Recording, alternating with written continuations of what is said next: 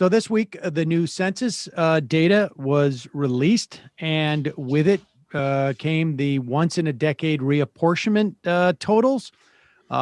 We saw Texas, Colorado, Florida, Montana, and North Carolina and Oregon gain one representative each, with Texas actually two.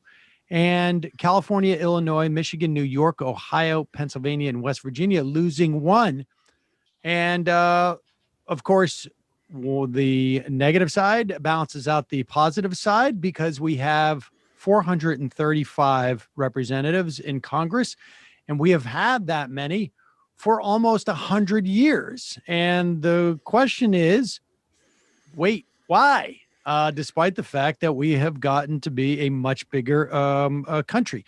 Joining me now is Dan Bouk. He is a history professor at Colgate University. He's on the faculty at Data and Society.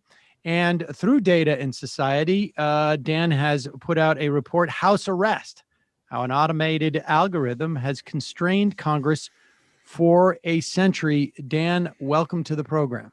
Hello. Thank you for having me. It's a pleasure. All right, let's start with a little bit of history. And in some respects, we're dipping into your Democracy Data's infrastructure report that I think was also, or essay, I should say, that captures somewhat is captured in the house arrest piece, but also goes there. So, okay, what was this original? I think there's this a sense that it's always been this way. 435 because why would it have kept growing with the country and then stopped at one point? So give us some background on what the Constitution says about how many representatives should be there and how this number developed.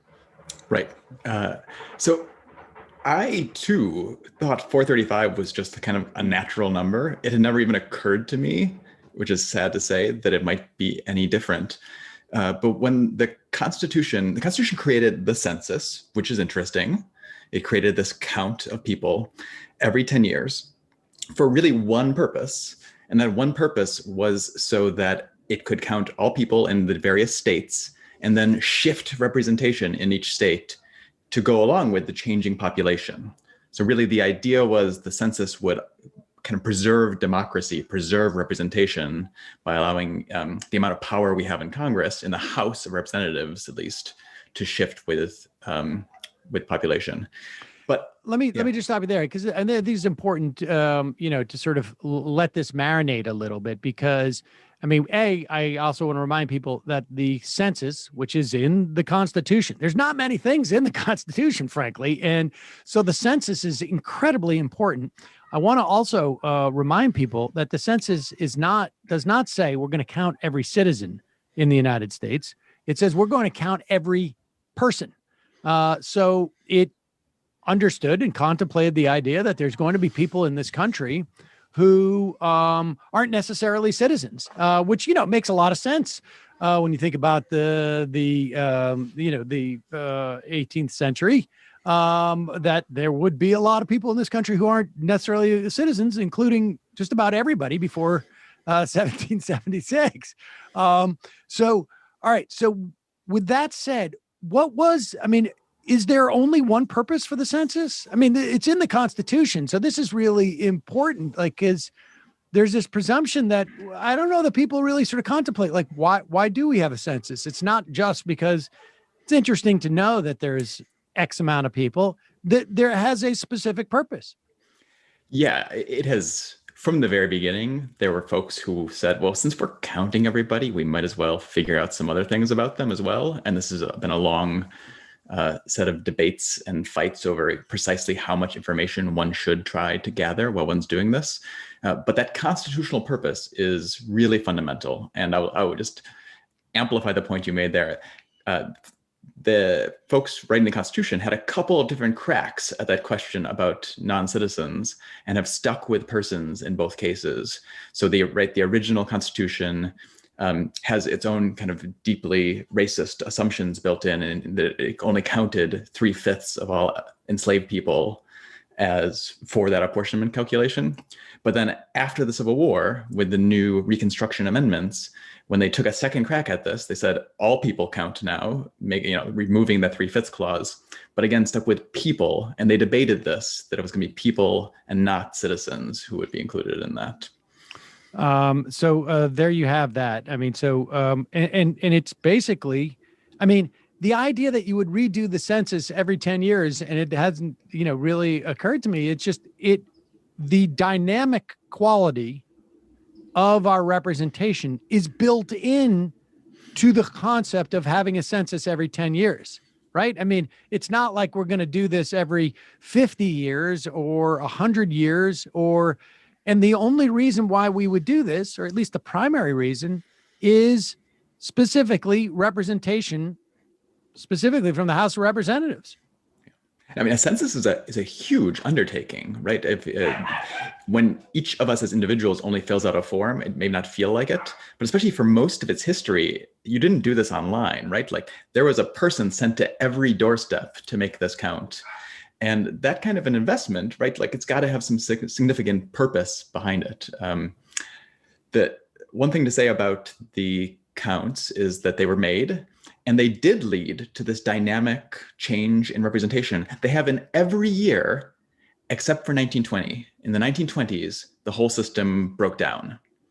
Okay, well, let's go before we get to when it broke down. How did it work? I mean, so what was like, okay, so we have, I don't know, 5 million people in the country, 10 million, 20, 30, 40. How did they determine how many representatives you would get? What was the number pegged to? So it's always a little bit of science and a little bit of politics. It always has been and always will be. The census would count folks. It would come up with a count with certain amounts of error always built in. It would send that over to Congress. And then Congress every year would debate and pass a special law every year, usually ending in 1 or 2. So 21, 22, that sort of thing. And then that law would say, all right, the House will be this big, it'll have so many seats. And then your state, Alabama will have this many seats. Your state, New York will have this many seats. And the way it would determine that was by, there's a couple of different competing methods, but essentially you divide the total population by the state populations, figure out the proportions, and then you give to each state however many representatives it's due. The problem always is that when you do that division, it doesn't come out cleanly. So New York is usually due a quarter of a representative, and you can't send a quarter of a person to Congress. And so then you have these questions of how to deal with these fractions. And there's been a long history of ways of trying to figure out how to deal with those fractions. So we had this issue of fractions, right? I mean, who gets the quarter of the delegate? We should also say, this is not just about House of Representatives. It's also about the Electoral College, which has even, particularly in this era, even more relevance. But how did they determine on the first number? So they're reverse engineering. Are they saying that every person should be represented by, or every person should have 1/100th or 1/1000th or 1/100,000th or, of a representative? Or are they saying like each representative should only represent 20,000 people, 50,000 people, because that's what's reasonable? I mean, what number did they start with and how did they peg that number? So the Constitution has only one thing to say about this. So this is set in constitutional stone, that it can't be any more than one representative per 30,000 people. So it sets kind of like a floor for representation, or a ceiling for representation, in terms of like how that I as a person and 29,999 friends can have one representative, but me and many more friends could also only have one representative. Hi, I'm Sam Seder. You can watch the rest of this interview and more on our Peacock show, which streams at 5 p.m. weekdays on The Choice from Peacock TV.